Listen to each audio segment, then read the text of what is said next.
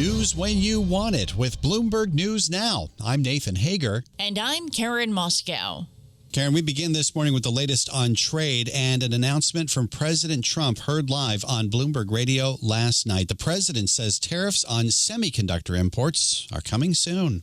Chips and semiconductors, and we'll be putting tariffs on companies that aren't coming in.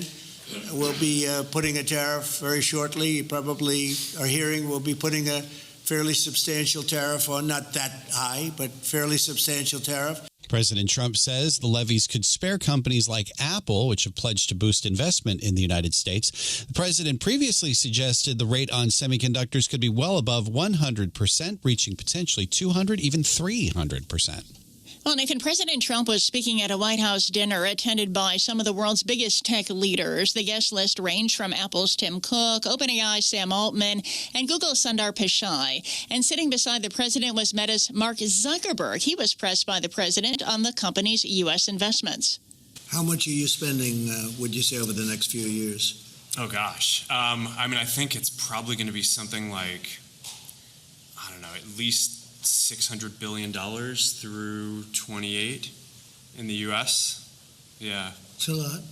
Meta's Mark Zuckerberg speaking at the White House. And earlier Thursday, many of the same executives joined First Lady Melania Trump for a discussion on AI. And we're following a major development on AI this morning, Karen. OpenAI is partnering with Broadcom to design and produce artificial intelligence chips in what would be a direct challenge to NVIDIA's market dominance. Bloomberg News has learned the first accelerator chips would begin shipping next year.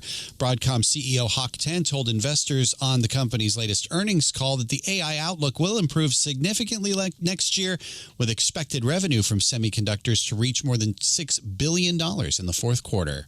Nathan, let's turn to the economy and today's critical jobs report, which could cement a rate cut at this month's Fed meeting. Markets are currently pricing in a quarter-point cut in September. Speaking at a fireside chat yesterday, Chicago Fed President Austin Goolsbee said the number will be important, but stressed that he's looking at a broad range of data points. I'm one of the data dogs, so you're never going to hear me say throw away a number and pay no attention to it. But I'm just going to index on that number tomorrow morning a little bit less than we normally would.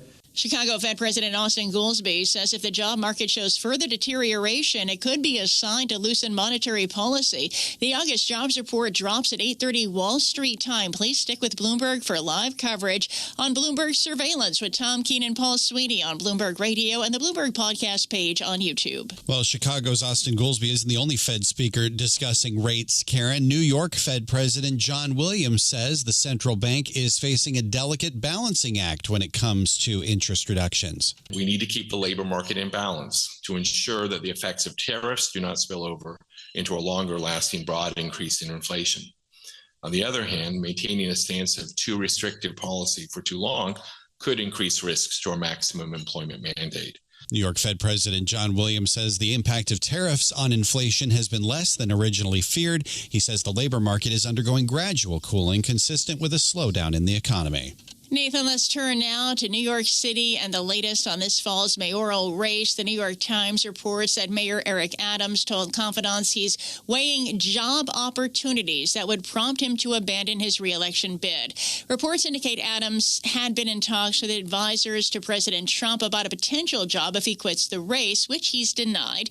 President Trump weighed in on the race at the White House last night. I would like to see two people drop out and have it be one-on-one. And I think that's a race that could be won. And the president emphasized he'd prefer not to have a communist mayor of New York City, referring to current Democratic frontrunner Zohran Mamdani. For full transparency, Michael Bloomberg, founder and majority owner of Bloomberg LP, the parent company of Bloomberg Radio, has endorsed Andrew Cuomo in the mayor's race. And that's news when you want it with Bloomberg News Now. I'm Karen Moskow. I'm Nathan Hager, and this is Bloomberg.